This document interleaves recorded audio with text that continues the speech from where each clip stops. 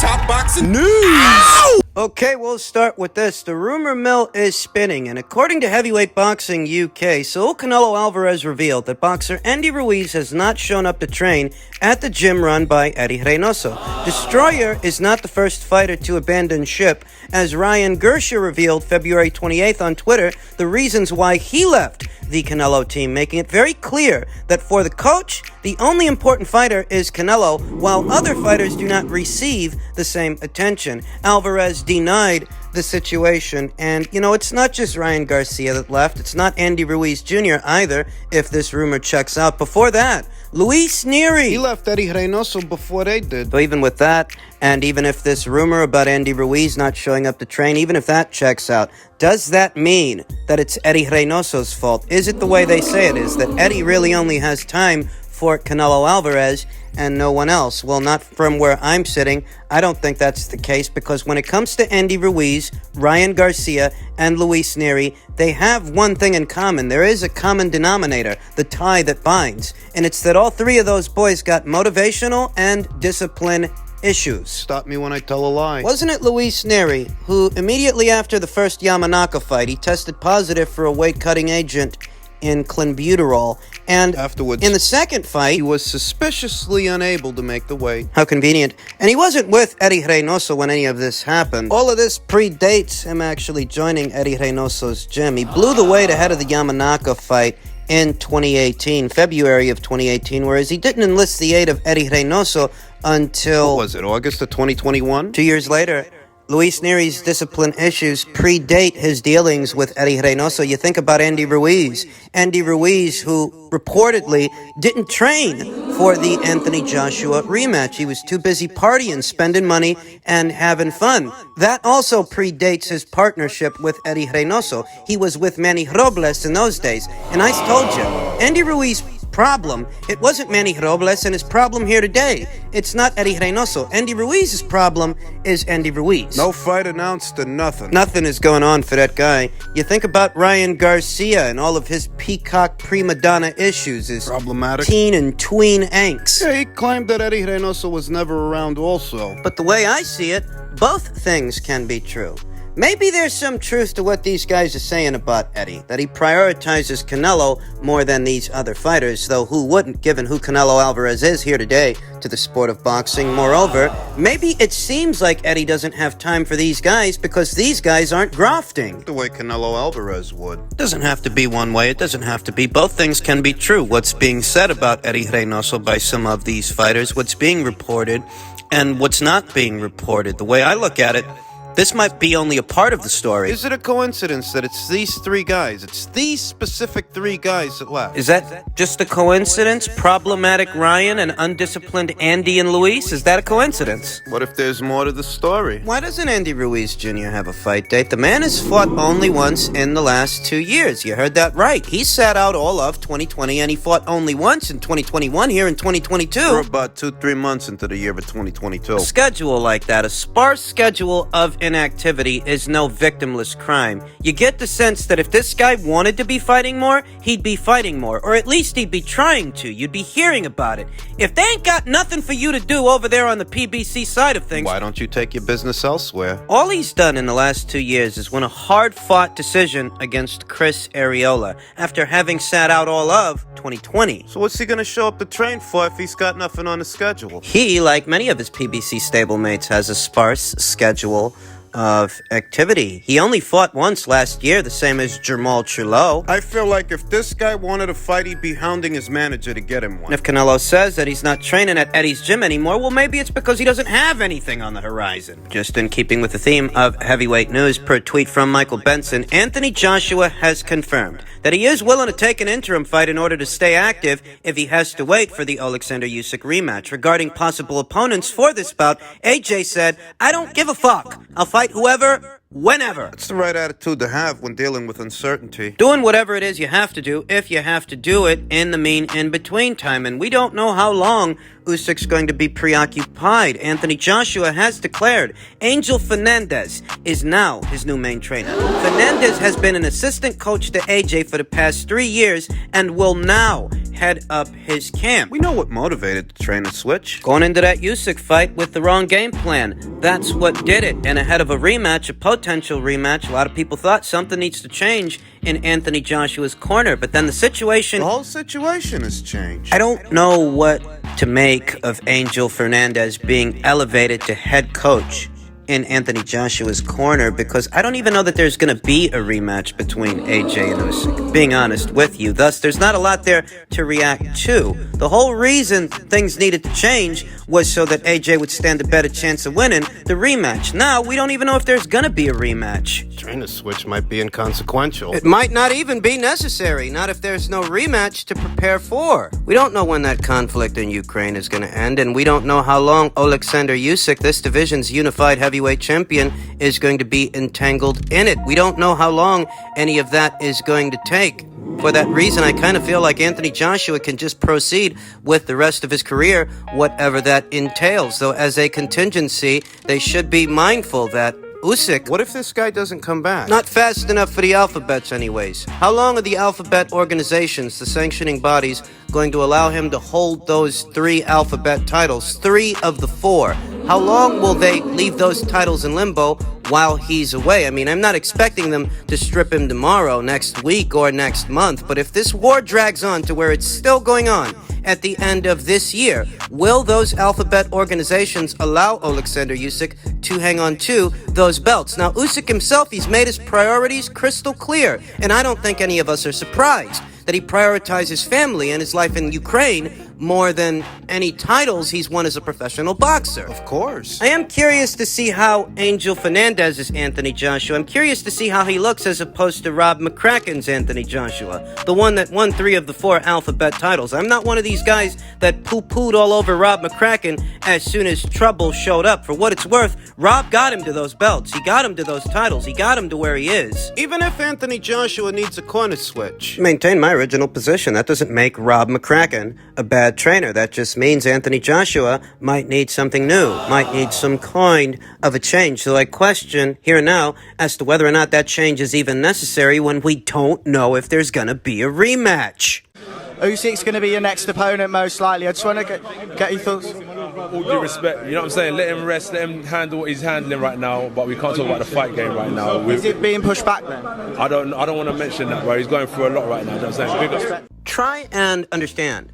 I myself am not advocating that the alphabet organizations strip Alexander Usyk. Quite the opposite. If they let Leo Santa Cruz hang on to his WBA featherweight title, as long as they let him hang on to that title, I don't see why Usyk shouldn't get that same consideration when these are extenuating circumstances. But we know that the sport of boxing is consistently inconsistent, especially these alphabet organizations and the mandatories for those alphabet titles that Alexander Usyk holds. They're lining up. It's already begun. The Bryant Jennings versus Daniel Dubois purse bid has been ordered. The WBA have officially ordered purse bids to take place on March 14th for the heavyweight championship clash between Trevor Bryan and mandatory challenger Daniel Dubois. The winner of that fight will be in a pole position to challenge Alexander Usyk upon his return, if he returns as a champion. It's reality. And I like Daniel Dubois to win the fight. I told you that before. I like Daniel Dubois to win the fight against Don King's guy. Don King? That's right. Don King still got fighters in 2022, if you can believe that. He's still got fighters. He's still got a stable of guys. A small one, but he's got them.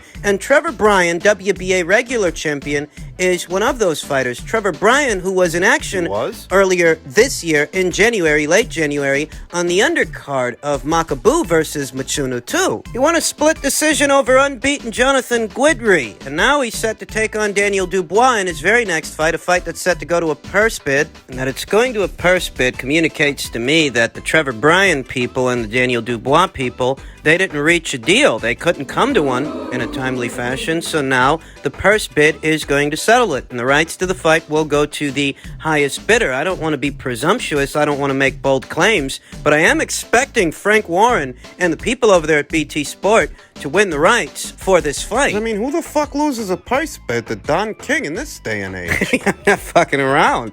You know, Don King was great in his day, but he ain't what he used to be. Not in 2022, so I am expecting the rights to this fight to go to Frank Warren and the people over there at BT Sport. The next wave of heavyweights It is here, more or less. At a time when Tyson Fury's talking about Retiring after the Dillian Veit fight, Alexander Usyk, the only other champion at this weight, he is so preoccupied with war. We're getting a glimpse at how the landscape could soon change. Daniel Dubois is positioning himself to become this division's WBA champion. That's what Daniel Dubois is doing as far as his Queensberry promotion stablemate Tyson Fury. Tyson Fury's little brother Tommy Fury. He says Tyson has nothing left to prove. He should retire after White. Tommy Fury wants his brother to stick to his guns this time around. Yeah, definitely, 100%. I would like to see Tyson retire after this one. He's got nothing left to prove. He's won every single professional belt there is, Tommy Fury told ES News. He beat the man who beat the man, and he's beat all the top men out there. He's really got nothing left to prove. So if he wants to walk away 100%, definitely. And therein lies the dilemma. What? Tyson Fury beat the man. He did. He beat the man, and the man at the time was Vladimir Klitschko. But afterwards, a new crop of heavyweights sprouted. A crop of heavyweights that Tyson Fury didn't fight. Where does Tommy Fury get that he beat everybody? All the top guys. All of them. You fought Vladimir, took a 2-year vacation from boxing, and then you came back and fought Deontay Wilder 3 times. Where does Tommy get that he fought all the top guys? Whenever it is that Tyson Fury decides to call it a career and walk away from the sport for good, that's his prerogative. It's his right to do so. Make no mistake. Regardless of what you and I think. If you want to know what I think, and you're here, so I'll assume that you do. You don't just fight Vlad. At the tail end of Vlad's career, take a 2-year hiatus from the sport, come back, fight Wilder 3 times, and all of a sudden ascend to all-time great status, to where you ain't got nothing to prove to nobody. It feels like Fury's trying to make off like a bandit. Some people are convinced that he might. Some people are convinced that he might not. Eddie Hearn on Tyson Fury saying he's planning to retire after the Dillian Veit fight stated, "If you believe anything Tyson Fury says, you're absolutely mad." And it's true, you can't hold Tyson Fury to his word. Just because he says something, he says a lot of things, and oftentimes he goes back on them, though there is reason to believe that Tyson Fury, after this fight, given how much money he's already made and how much he stands to make from this fight, he might call it a career, because the other belts, Usyk's belts, they're all tied up with Usyk, and Usyk's over there in Ukraine. Maybe Fury don't care to wait long enough for him to come back. Maybe he just doesn't care that much. Not like he's strapped for cash or anything. You tell yourself, even without the Usyk fight, there's still a lot of money to make from a potential Anthony Joshua fight. Yeah, maybe there is, or maybe Tyson Fury doesn't want to give Anthony Joshua the satisfaction. Listen, the guy's not strapped for cash. He's got money, plenty of money that he's made. He'd love to lord his undefeated record over all the other game in town. That's the kind of person he is. Last but not least, you picked Dillian to win against Tyson Fury. Tyson had a response to that. He said that you guys were a part of the Losers Club. Would you like to respond to him saying that? He's gonna get knocked out. You're gonna get knocked out, Gypsy King. Is he a king? Is he a king? He calls himself Gypsy King. Actually, you know what? We have to give him that. Though. Why? He hasn't lost. He hasn't lost. Sometimes I sit back and I think to myself. He's a Gypsy King, though. No, but he's a Gypsy King. Did you understand? Okay, cool. Yeah. He's not saying he's the king of the boxing world. The king of everyone. Yeah, he's a Gypsy King. We give him that, okay? In his own community. And sometimes I think to myself, do I have to cuss him, stump on him, put his name in the trash to make me look better? Do I have to do that in life? No, we leave that to him. You know what I'm trying to say? So, good luck to him. He'd love to bail on these guys, having not fought the vast majority of them, having not fought Anthony Joshua, having not fought Alexander Usyk. All he's really done is fight the same guy 3 times, and now it's being blown out of proportion when Wilder didn't fight the vast majority of these guys. Wilder didn't fight Anthony Joshua. He didn't fight Usyk. Wilder was a long reigning champion, but what does that really mean when you haven't fought most of the top guys? For perspective, right now, Leo Santa Cruz is the longest reigning champion at featherweight. He is that division's longest reigning champion. So what does that really mean, longest reigning champion? Listen, I'm going to come right out and say it. I don't know what Tyson Fury's going to do beyond the Dillian Whyte fight should he win that fight. To most, it seems almost a foregone conclusion that he's going to beat Dillian Whyte. And maybe he will, but beyond that, I can't tell you what the guy's going to do because the guy's a spastic. There's reason to believe that he might retire. There's reason to believe he might not. What he's going to do beyond that Dillian Whyte fight, I don't know. But I'll tell you what I do know. Here's what I know. What do you know? Beating Vladimir Klitschko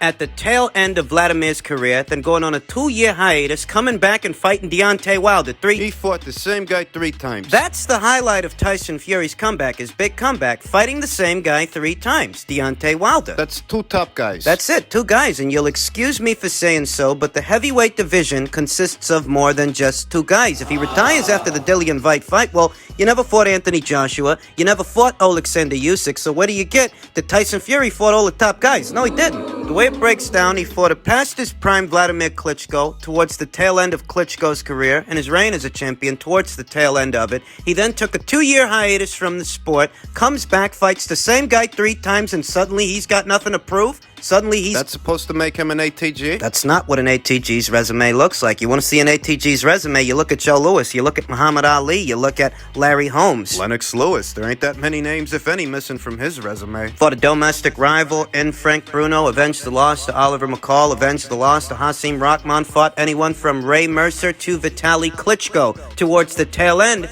of his career, Lennox's career.